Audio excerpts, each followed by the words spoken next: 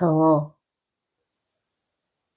묘법 연화경에 나오는 묘음보살은 모든 사람에게 그 사람의 관심사를 통해 말할 수 있는 능력을 가지셨다고 한다.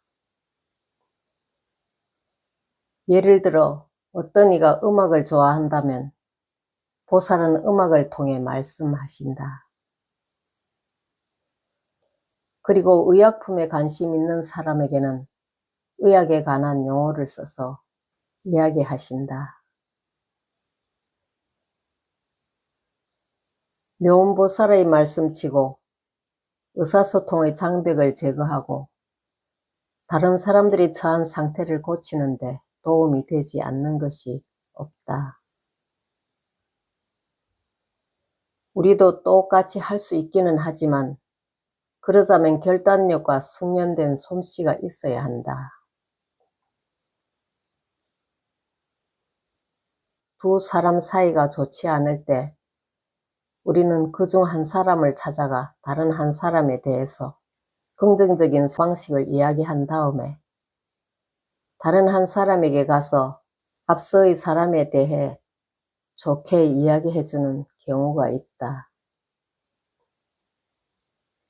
A라는 사람이 B라는 이가 고통을 겪고 있다는 것을 알게 되면 A는 B를 잘 이해할 수 있는 더 많은 기회를 얻게 된다. 정어의 기술은 정견, 정사, 그리고 올바른 실천을 필요로 한다.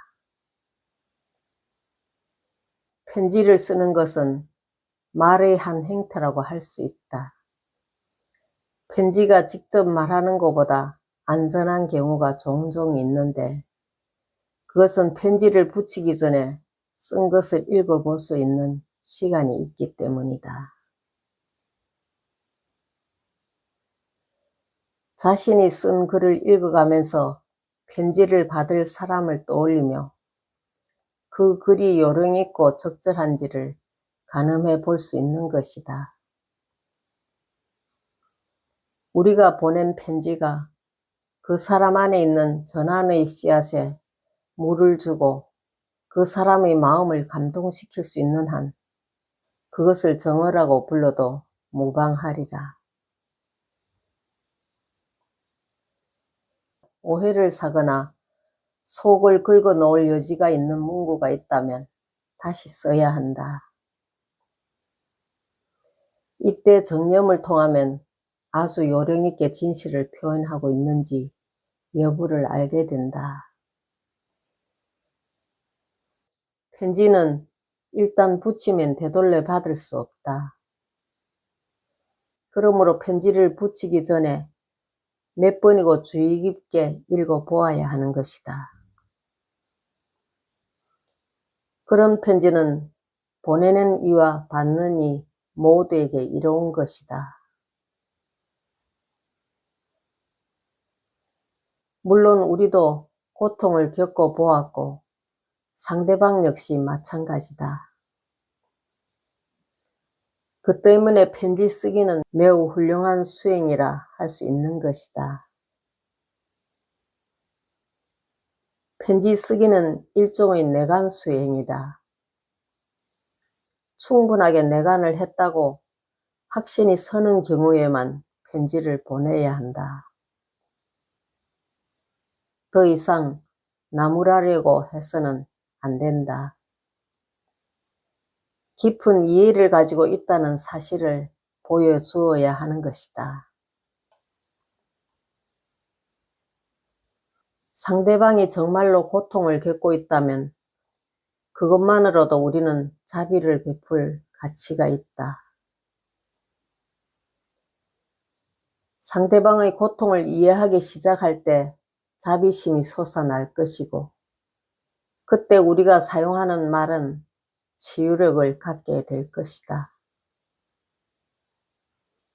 자비는 우리와 상대방을 연결하는 데 도움을 주는 유일한 힘이라고 할 수 있다.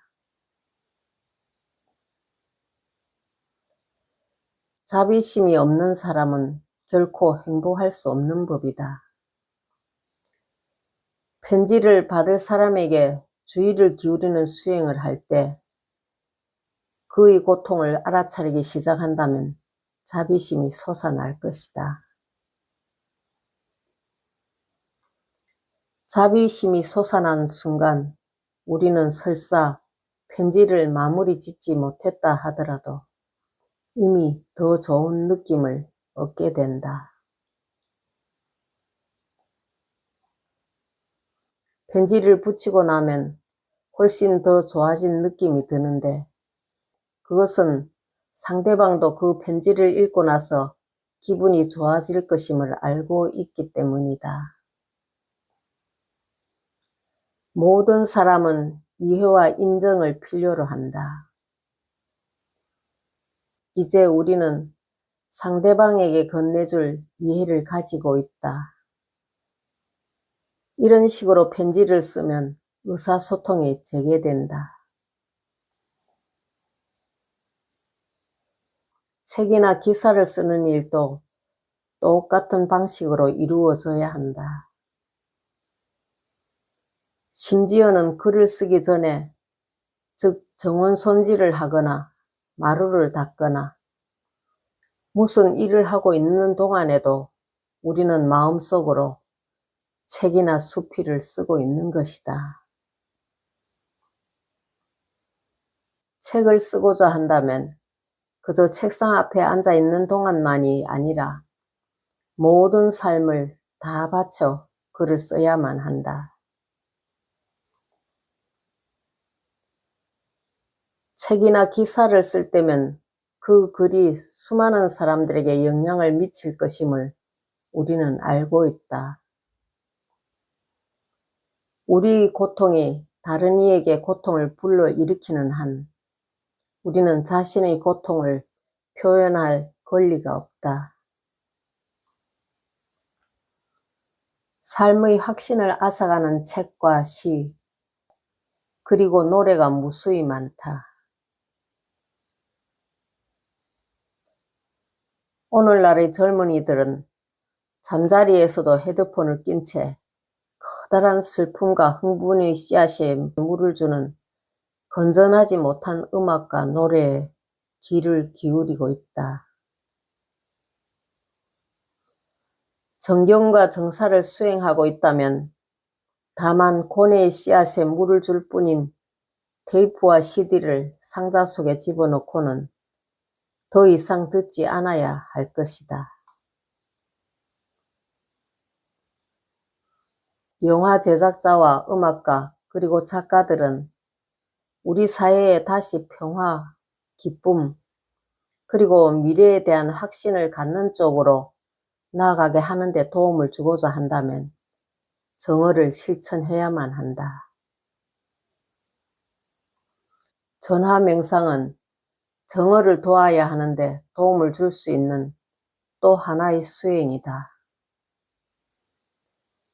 발 없는 말이 천리를 간다. 내가 하는 말이 상호간의 이해와 사랑을 빚어내게 하소서. 그 말이 보석처럼 아름답고 꽃처럼 사랑스럽게 되게 하소서.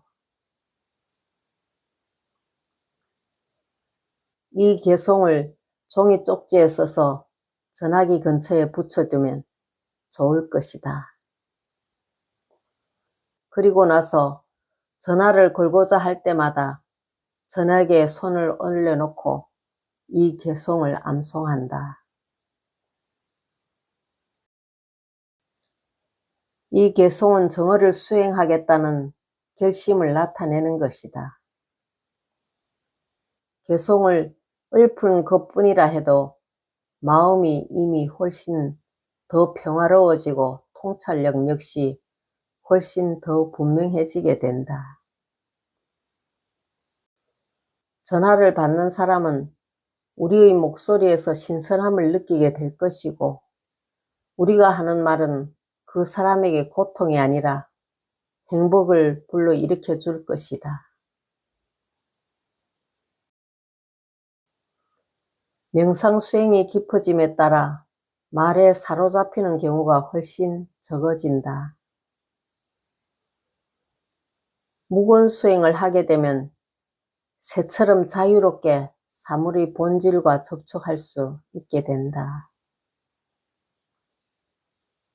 베트남 선종의 한 지파의 창시자는 이렇게 쓰고 있다. 나에게 그 밖의 것은 묻지 말라. 내 가르침의 핵심은 무언이니라. 말에 전념하는 수행을 하고자 한다면 이따금 묵은 수행을 해야만 한다. 그러면 내관을 통해 자신의 견해가 어떤 것인지, 그리고 그동안 가슴속에 맺혀있던 어떤 것이 생각에 떠오른 모습을 알아차릴 수 있다. 침묵은 내관을 위한 시간이다. 침묵이 진리가 되는 경우가 있는데 그때 그것을 천둥 같은 침묵이라고 일컫는다. 공자는 이렇게 말했다. 하늘은 아무 말도 하지 않는다.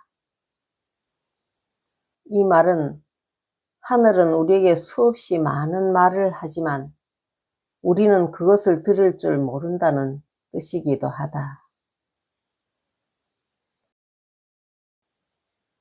마음의 침묵을 통해 귀 기울여 본다면 새의 노랫소리와 바람이 흔들리는 소나무 가지에서 나는 피리소리가 우리에게 말을 걸 것이다. 아미타경을 보면 보석 달린 나무에 바람이 불면 기적이 일어난다는 말이 나온다. 그 소리에 주의 깊게 귀 기울인다면 부처님이 사성제와 팔정도를 가르치시는 소리를 듣게 될 것이다. 정념은 마음을 느긋하게 가라앉게 하고 새와 나무의 말, 그리고 우리의 마음과 말에 귀 기울이는 데 도움을 준다.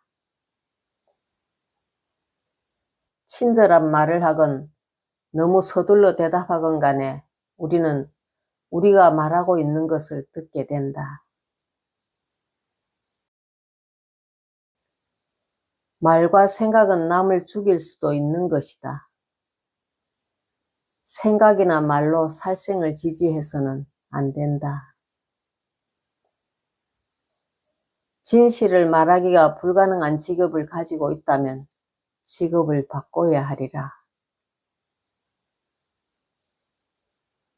진실을 말할 수 있는 직업을 가지고 있다면 고맙게 여겨야 한다. 사회 정의를 실현하고 착취에 반대하고자 한다면 정어를 써야만 한다.